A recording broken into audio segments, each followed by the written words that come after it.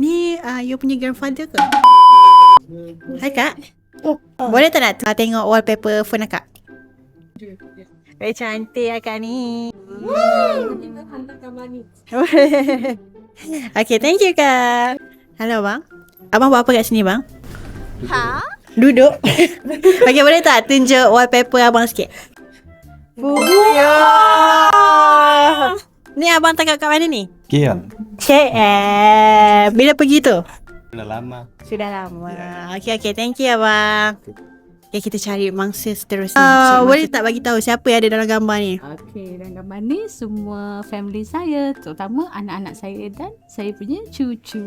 Wah. Akak muda-muda dah ada cucu Kak? Muda ke? 48. Muda. Okay, thank you Akak. Okay, kita pergi kat the next victim. Hai. Okay, boleh tak tunjuk Akak punya wallpaper sikit? Wallpaper? Aku tak ada apa pun. Ya ke ni? Kosong je. Kosong Okay, Akak ceritalah sikit apa yang Akak buat dekat Snackku ni. Saya bekerja. Bekerja? Money don't jiggle jiggle, it folds. I like to see you wiggle wiggle, for sure.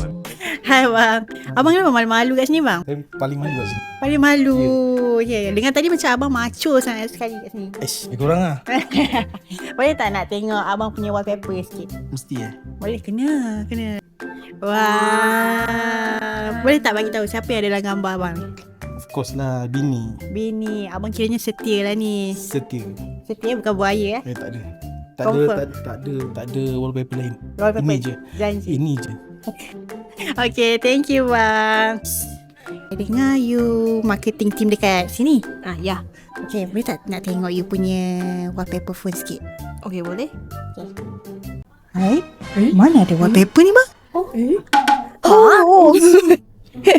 Ni you punya grandfather ke? Tak lah. Ini randomly foto.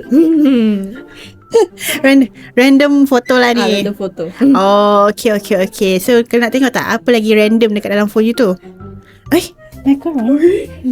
Boleh tak bagi tahu kenapa you punya ni wallpaper boleh tukar-tukar ni?